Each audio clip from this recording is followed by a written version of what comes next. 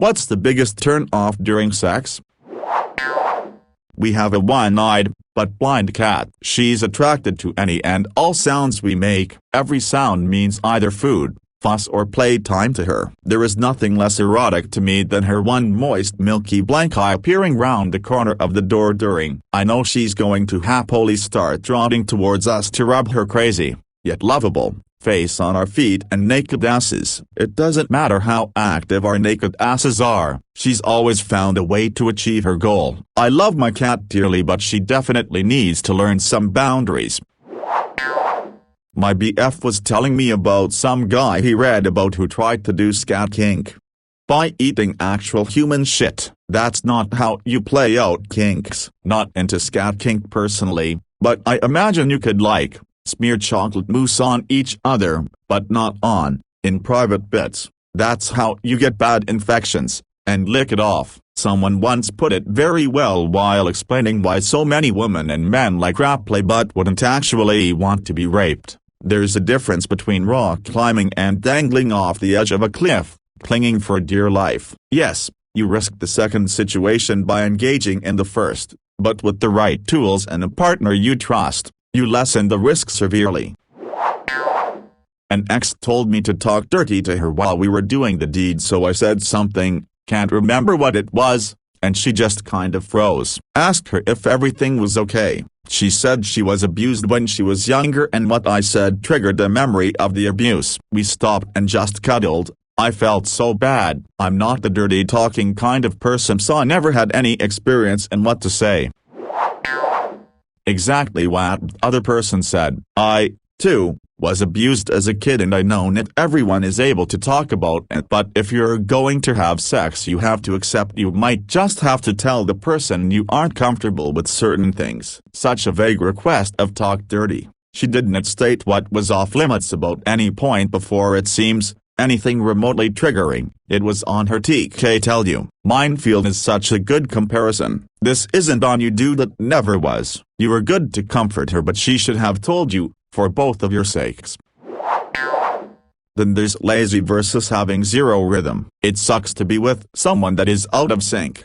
Like she wants to be involved but has no idea, so she is thrusting as you pull away and retreating during your thrusts. It's like when watching a musical performance and the audience starts clapping along, but you can hear a handful of people not clapping in time with the music. Well, those people also have sex.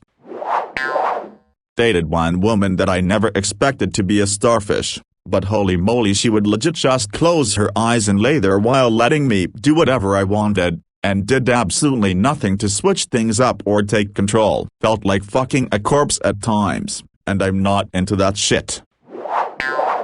I slept with a guy once who told me I was being too fake, right in the middle of it. He was like, there's no way you're enjoying this that much, and my vag basically just dried up at that point. I mean, I was enjoying it FFS. We didn't date for very long. I think some people subconsciously notice that their partners can't tell if they are enjoying themselves unless they make overt vocal cues, so they condition themselves to make it really obvious. Then one day you get a partner that isn't so oblivious, and while yes, you are enjoying it, you've amped up your vocal performance beyond the norm subconsciously. This might sound weird, but I usually need to wear glasses to see. I take them off during sex because they get in the way. I kind of like having a blurry vision. I've tried wearing my glasses recently during sex, and I hate to say that looking at genitals with clear, crisp vision is a turn off. For me, the most irritating thing is when a man refuses to listen to what you enjoy in sex and instead insists on demonstrating what he thinks will rock your world in bed better. Take for example, I hate receiving cunnilingus, but this seems to be a code word for challenging men to prove to me that I love cunnilingus by non-consensually going down on me and me getting upset and him then pleading and pleading to let him at least try. Will tell you stories about how many women he made squirt or have the best orgasms from his tongue. Serious turn off, and it quite irritating how often this happens. Why can't men just listen to what actually rocks your world in bed and just freaking deliver it?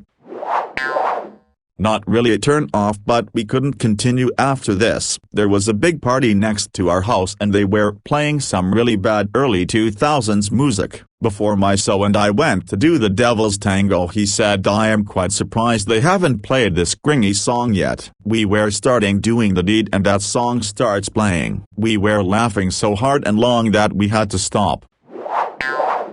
Sexual coercion. Sex can be consensual and enjoyable right until someone starts pressuring me to do something I said I didn't want to do or clearly wasn't interested in. Any type of pushing of boundaries is not encouragement, it's sexual coercion, and it's the fastest way to make me hate you during something that was pleasurable 10 seconds earlier. Smells. I'm not usually pedantic about body odor, especially during the day, but when I'm getting down, when I top, it's not an issue. Just don't smell like anything. When I bottom, however, you better smell like the botanical gardens, 'cause I want you all over me. Showers can be a great way to introduce each other's bodies in a non-sexual, semi-sexual way. You can also verify that you are clean. I know some men who sweat very easily and think they don't. If you're my age or older, you should also know this by now. As someone that sweats uncontrollably, I sometimes rock some sort of head accessory when first dating, so when it comes time for business I don't sweat all over the person. I'm very envious of people who can wear masks just casually walking outdoors. I sweat for just about anything. I'm the exact opposite actually. When someone turns off the lights, it takes away one of the hottest parts. Actually seeing that person you're so attracted to. I know some people probably just prefer it that way, but I've been with a couple guys who turned off lights before even undressing and dressed immediately after. It felt like a lack of confidence or even prudishness in one case.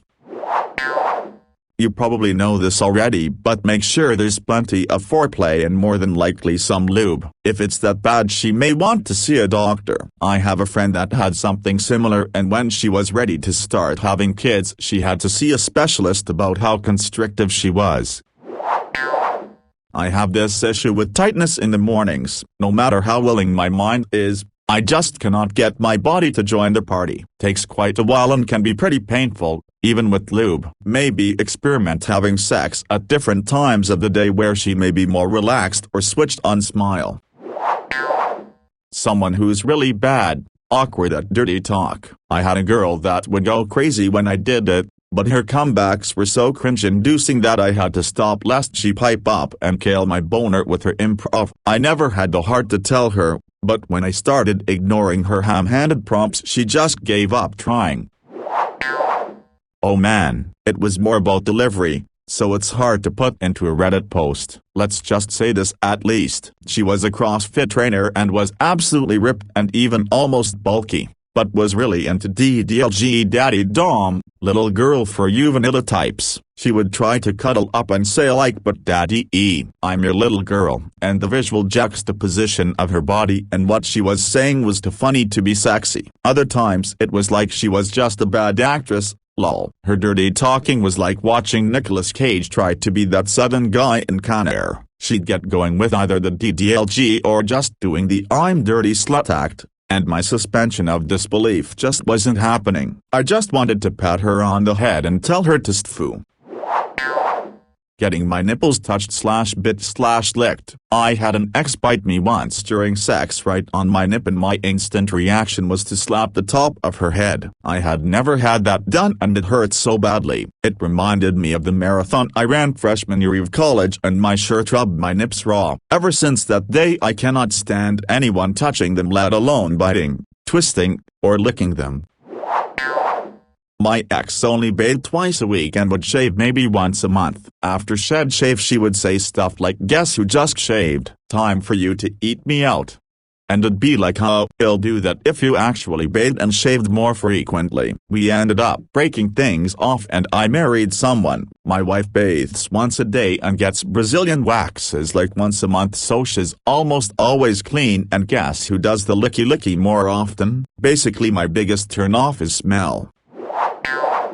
The TV on in the background. Unless it's porn, I can't tune out the TV and get it up. Either the TV goes off and the music goes on, or it's time for porn. When I see amateur sex videos where the TV is on in the background with some random TV show, the audio is highly distracting, it's a total boner killer. Take 1. On my knees giving BJ, look right and his obsessed cat is on table 10 centimeters from my face glaring up at him. Take 2. Getting shagged on bed, look left and obsessed cat is 10 cms from my face glaring up at him. Take 3, etc. Refer above. Answer: animals in my face during sex, and partners who think it's funny. Epilogue: ignore red flags at your own risk, it doesn't work out well. When she went to slip me a digit whilst giving me a blowy, I was about 18 and at that age I was a bit more vanilla, so it shocked me. I was about to try it when she said my boyfriend likes it. Ruined the mood and my night. I left feeling like a dog. I've experienced a few, but even worse than my partner's tooth coming out. BC, they were pressing their tongue so hard against their capped tooth is me being on the bottom reverse cowgirl and watching a tiny dingleberry start poking out of their butthole, continuing to see it form and then seeing it drop right on my belly button. When I first saw it I kind of just squinted and figured it was the butthole just puckering, but lo and behold a little turd started showing. I was like, "Huck babe," kind of quietly, and as it came out I got louder. I actually got really mad. BC, I couldn't fathom them not feeling it, so naturally for a couple days I believed it was purposeful. When I pushed them off me it was immediately picked up and thrown in the toilet. Total embarrassment on their face. I had an ex-girlfriend that would want to talk about mundane house stuff just before we were about to get down to business. We'd both be naked and under the covers and she'd start talking about how the washer needed a new drum or the boiler needed a service, etc. Would totally take me out of the mental state I was in 30 seconds previously when she took her bra off. The exit of the urethra on the penis is a slit, not a circle. Don't rub your thumb across that slit on the long side. For instance, don't go left to right on this bar. That hurts. Top to bottom is okay, but mostly avoid playing with the pee hole. Exception ... anything on the head of the penis is fair game for the tongue. Taifu, also biggest turn off. This girl I've been seeing told me she liked to be slapped. I've been with girls that likes to be slapped. Not a big deal. I haven't gotten around to the slapping at this point, but we planned a hot night and so tonight it happened. We're fooling around. Toys, handcuffs.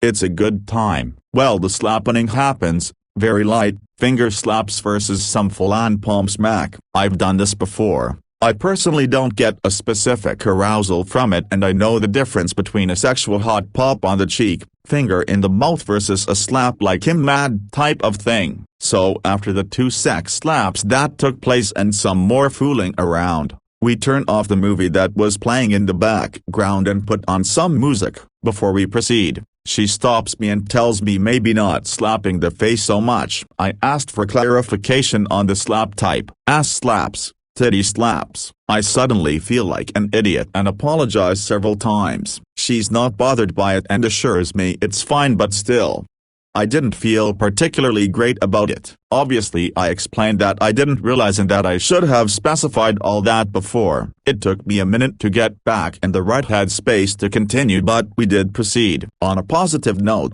she used a butt plug and that's a new one for me. It was like stainless steel and puts a whole bunch of pressure back through the vag. Felt like I was trying to stick my peen through a garden hose. Toyed like a tiger. One of my ex-girlfriends always narrated during sex, as if it was a baseball game, frown in the beginning of the relationship. I thought it was awesome, but after a few weeks, it became annoying. It was the only time in my life that I broke up with a woman. Although another reason was that she made a lot more money than I did. About 5 times as much, and the feeling of being a kept man was too much for my young ego. Silence and not being engaged. Tried sleeping with a girl who just laid still and let me move her like a ragdoll anytime I tried grabbing her or engaging. I stopped and we just cuddled. I didn't think she was into it, but the next day when I said something she was like, "I'm not sure why you thought that." I was even moaning a little. Sweet girl, but I like women that tell me to choke them. One guy tried to stand on my face. I asked him what he was doing and no, I don't like it. He did it again. I told him to get his sweaty fucking hoppers off me. When he did it again, I kicked him in the chest and slapped my foot in his face, shouting, "Yeah baby, get some." I then asked him to leave, but on his way out I asked, "Was it good for you too?" When he said no, not really, I said good. So basically, I don't like guys that are disrespectful and have no problems in returning that behavior. Also, if I had been in a position to do so, I would have kicked him in the balls. To me, basically almost everything, as I have heavy attention focus problems, basically anything can distract me and have to get turned on again. For example, a subtle breeze cooling our sweat is a major distraction to my senses, and not every partner wants to go under the sheets, especially in summer. Bird noises outside the window is also distracting for me, and things like that. Bad breath, either on the guy, and I wouldn't be afraid to tell him, or if I feel that my own is a little fresh, mainly morning breath or the breath after a big, flavorsome dinner. I'm happy to freshen up a little, but I can't get it out of my mind if he has bad breath. I was dating this lady who was very insecure about my ex. One night when she was on top of me, she told /asked me, "I bet ex's name never fucked you like this." It completely killed the mood for me. I really wanted to say, well, yes she did, but even then I wasn't that stupid. The same position every time, always the same, claiming to be adventurous but it's routine. Do you like it? Does it feel good? Is it hot? Do you like that? How is this? Are you going to come? Do you like how it feels? Shut the fuck up. If you keep asking me questions, I'm going to dry up and then I'm going to leave. When he is too slow, like something about him keeping a steady slow pace for a long time makes me feel nauseous and a little irritated, lol. Also when his mom calls and he decides to stop and take the call and then wants to proceed with the deed after, like, no sorry, you made a choice. I already have my clothes back on. Looking out your hotel window and seeing a person outside. They couldn't see us but we definitely thought they did. True story. I've never seen anything go soft so quick. It went from a horror to really funny in a few minutes. Calling me daddy. Fuck right off. I'm not your father, and the fact that you either want your father to do what I'm doing to you, or he has been here before me doing this, bothers me. And man, I do not have a lot of limits. I'm pretty much into whatever she's into. I know I'm going to get off, so let's do whatever she's into to get her off. But the incest thing, number B, as shown above, I'm not into the incest thing.